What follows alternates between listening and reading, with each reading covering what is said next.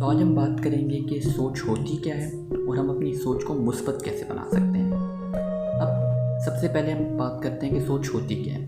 सोच या थिंकिंग या थॉट्स बेसिकली जो इंसान अपने आप को जो चीज़ बोल रहा होता है उसे हम सोच कहते हैं या उसे हम थिंकिंग कहते हैं। फॉर एग्ज़ाम्पल, अगर मैं अपने आप को कहता हूँ कि मैं एक अच्छा इंसान हूँ, मैं बड़ा आदमी बनूँगा और या मैं सारी मुश्किलात को सर कर लूँगा, तो ये हम इसे मुस्बत सोच पॉजिटिव थिंकिंग कहते हैं। या मैं अपने आप को कहता हूँ मैं एक बुरा इंसान हूँ और मेरे साथ हमेशा बुरा ही होता है, मैं कोई भी चीज़ सही तरीके से नहीं कर सकता, मैं हर जगह फेल हो जाऊँगा, तो एक नेगेटिव थिंकिंग या मनफी सोच होती है। तो सोच बेसिकली वो चीज़ होती है जो हम इंसान अपने आप से कह रहा होता है, यानी आप कह सकते हैं कि खुद कलामी जो होती है वो सोच होती है। अब जैसा कि मैंने पहले जिक्र किया और आपको मालूम भी होगा कि सोच बेसिकली दो तरीक़ों की होती है। एक होती है पॉजिटिव थिंकिंग या मुस्बत सोच और दूसरी होती है नेगेटिव थिंकिंग या मनफी सोच। सबसे पहले बात करते हैं नेगेटिव थिंकिंग या मनफी सोच की। अब मनफी सोच क्या होती है? मनफी सोच ये होती है कि मैं अपने आप को हमेशा बुरा भला कहता रहूँ और एक तस्वीर का एक रुख यानी सिर्फ नेगेटिव रुख ही देखूँ।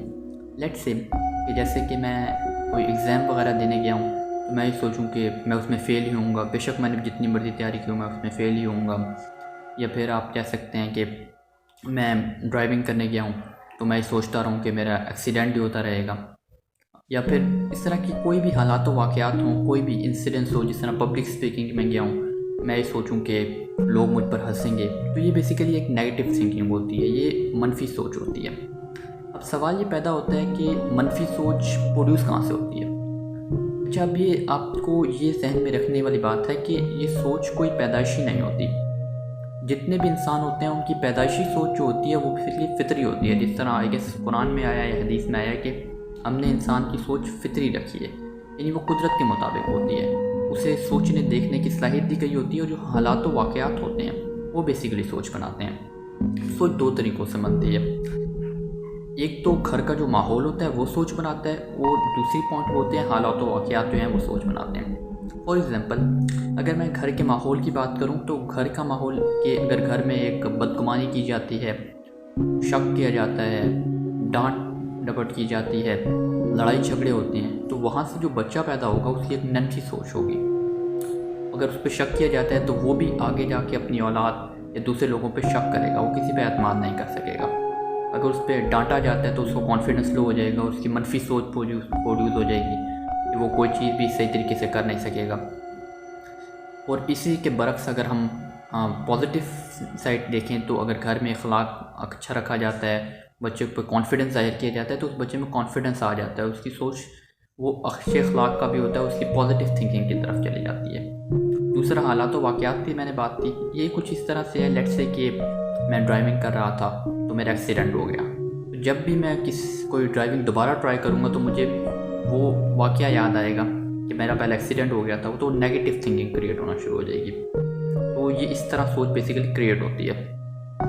अब इसके नेगेटिव थिंकिंग के अब हमें सोचने की ज़रूरत है कि हम नेगेटिव को पॉजिटिव में किस तरह कन्वर्ट कर सकते हैं। अभी देखिए, मैं इसको आपको एक मिसाल देता हूँ। जिस तरह आपका घर है, उसमें एक दरवाज़ा है, जाहिर सी बात है आप किसी भी चोर को, डाकू को, किसी भी गलत इंसान को, बुरे किरदार के इंसान को के लिए आप वो दरवाज़ा नहीं खोलते, आप उसको अंदर नहीं आने देते। इस तरह हमारे माइंड का भी एक दरवाज़ा होता है, तो हमें चाहिए क्या है कि हम उसको बंद करके रखें हर एक नेगेटिव सोच के लिए। हम क्या करते हैं कि हम अपने माइंड का दरवाज़ा बिल्कुल खुला रखते हैं, जो मर्ज़ी आना चाहे आ जाए। इससे नुकसान ये होता है कि नेगेटिव थिंकिंग भी आती रहती है, पॉजिटिव बहुत कम आती है, क्योंकि जो हम ऑब्जर्व करते हैं नेगेटिव थिंकिंग होती है, तो नेगेटिव थिंकिंग अंदर आना शुरू हो जाती है। यानी फर्स्ट स्टेप ये है कि अपना माइंड का दरवाज़ा जो है क्लोज़ कर लेना। चलिए, ये तो हमने कर लिया। अब सेकंड स्टेप आता है कि हमने जो नेगेटिव थिंकिंग तो का रास्ता बंद कर दिया, अब हमने लेके जाना है पॉजिटिव थिंकिंग को अंदर डालना है। पॉजिटिव थिंकिंग कहाँ से आती है, उसके भी ज़राए हैं। सबसे पहला जो ज़रिया पॉजिटिव थिंकिंग का है वो सोहबत है। इस तरह वो फ़ारसी की एक कह सकते हैं कि लाइन भी है, सोहबत साले रा साले खुनन, सोहबत ताले रा ताले खुनन। यानी अगर आपकी अच्छी सोहबत होगी तो आप अच्छे बनेंगे और बुरी सोहबत होगी तो आप बुरे बनेंगे। सोहबत बहुत इंपॉर्टेंट चीज़ है। इसकी आप कॉमन एग्जांपल देख लें। अगर आप एक देखें, जिस तरह तबलीगी जमात वाले आते हैं, वो जब किसी इंसान को पकड़ के ले जाते हैं, पकड़ के इसलिए कह रहा हूँ क्योंकि ज़्यादातर वो ज़बरदस्ती ले जाते हैं ऐसे इंसान को जो ना जाना चाह रहा हो, इन्फ्लुएंस करके, तो आप देखेंगे 2-3 महीने बाद जब उनके साथ रहना शुरू होता है तो उसकी बड़ी बड़ी दाढ़ी होती है और उसने नमाज़ें पढ़ना शुरू कर दी होती हैं, कि आपने कॉमनली ऑब्ज़र्व किया होगा। तो बेसिकली उसकी सोहबत चेंज हुई होती है। या दूसरा, आप दूसरी साइड देख लें तो आप कोई भी ऐसा इंसान जो नशे वालों कंपनी में बैठा हो, स्मोकिंग वालों कंपनी में बैठता हो, तो 1-2 महीने बाद वो भी नशा करना शुरू हो जाता है। और जिस तरह कहते हैं ना कि अगर आप गंद में बैठे हैं तो आपको गंदगी महसूस नहीं होती, यही वजह है कि ये सोहबत का ही असर होता है। नंबर 1 पॉइंट, आपकी सोहबत अच्छी होनी चाहिए। नंबर 2 पॉइंट, इसका जो सोर्स है, जिस तरह नेगेटिव थिंकिंग आपकी इन्फॉर्मेशन के ज़रिए जाती है, पॉजिटिव थिंकिंग को भी आपको इन्फॉर्मेशन के ज़रिए जाना चाहिए। सबसे आई गेस बेस्ट तरीके है सोशल मीडिया। आप सोच रहे हैं कि सोशल मीडिया तो हमेशा नेगेटिव चीज़ें आती हैं, नहीं, सोशल मीडिया को आप पॉजिटिव थिंकिंग के लिए भी इस्तेमाल कर सकते हैं। वो किस तरह से, ऐसे ग्रुप ज्वाइन करें, ऐसे आप कह सकते हैं पेजेस ज्वाइन करें जो आपकी फील्ड से रिलेटेड है। अब मेरी मेडिकल फील्ड है तो मैं उससे रिलेटेड ज्वाइन करूँगा, और मेरे ख्याल में आप में से जितने भी ये लोग ये देख रहे होंगे, मैं 90-95% लोगों से सोशल मीडिया ज़्यादा यूज़ करता हूँ, और आई गेस 80% मेरी जो कामयाबी के पीछे सोशल मीडिया का हाथ होगा, क्योंकि मैं उसको सही तरह यूटिलाइज़ करना जानता हूँ। अभी मैं मीडिया का प्लेटफॉर्म ही यूज़ कर रहा हूँ जिसके ज़रिए मैं आपसे बात कर रहा हूँ। बेसिकली आप इसको यूज़ कर सकते हैं अपनी पॉजिटिव थिंकिंग क्रिएट करने के लिए। जो भी आप इन्फॉर्मेशन हासिल करते हैं, डिफरेंट जो लोगों के वहाँ पे लेक्चर्स अवेलेबल हैं, मैं आपको एग्जांपल दे सकता हूँ। कासिम अली शाह हैं, उमर रियाज हैं, हमाद साफ़ी हैं, अब्दुल्ला स्मीन हैं, इस तरह के जितने भी स्पीकर्स हैं साइकोलॉजिकल रिलेटेड हैं, मोटिवेशनल, जो आपकी फील्ड है आप उसके रिलेटेड से उसको देख सकते हैं। ये मैंने जनरल से कुछ बताए हैं। अब नंबर 1 पॉइंट तो हमने डिस्कस कर लिया, नंबर 2 पॉइंट भी, और नंबर 3 पॉइंट लेक्चर्स आ गए, और नंबर 4 पॉइंट है बुक्स। देखिए बुक्स बहुत इंपॉर्टेंट है। हम क्या करते हैं कि हम सिर्फ एग्ज़ाम्स की तैयारी कर रहे होते हैं तो हम सिर्फ जो कोर्स में बुक्स होती हैं वो स्टडी करते हैं। देखिए वो इंपॉर्टेंट हैं, लेकिन वो सिर्फ आपको एक डिग्री दिलवा सकती हैं, वो सिर्फ आपको एग्ज़ाम पास करवा सकती हैं। जो ज़िंदगी में कामयाबी होती है वो बेसिकली आपको उसके अलावा बुक्स पढ़नी चाहिए। लेट्स से कि अगर आप कारोबार करना चाहते हैं तो रिच डैड पुअर डैड जो रॉबर्ट कियोसाकी की बुक है बहुत बेहतरीन है, वो आप रीड करें। या फिर आपके पास है, अगर आप कोई भी नए इनिशिएटिव शुरू करना चाहते हैं, think grow and rich, all time favourite, all time best seller book है, वो आप रीड कर सकते हैं।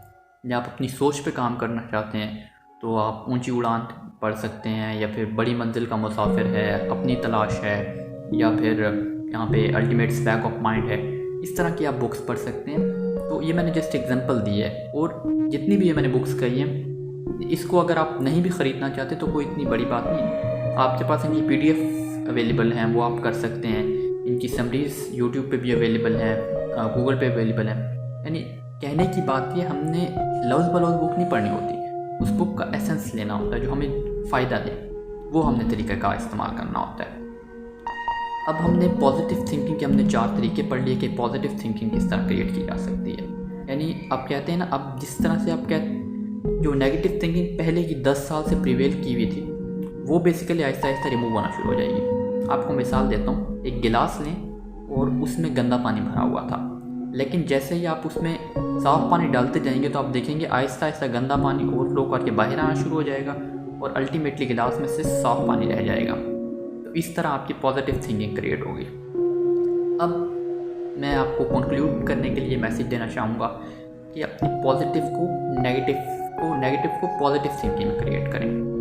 ज़रूरी क्यों है, वो आपको कॉमन सेंस भी है, और नेगेटिव थिंकिंग से, जैसे मैंने पहले एग्जांपल दी, कॉमन एग्जांपल, क्योंकि ज़्यादातर स्टूडेंट्स होते हैं तो स्टूडेंट्स के लिए ये है कि आपने फुल मेहनत की। लेकिन कुछ लोग होते हैं जो मेहनत दोनों इक्वल करते हैं, लेकिन कुछ लोग होते हैं जो इजीली बहुत चिल होते हैं, बहुत काम होते हैं, और वो एग्ज़ाम को इजीली क्रैक भी कर जाते हैं क्योंकि वो पॉजिटिवली सोच रहे होते हैं।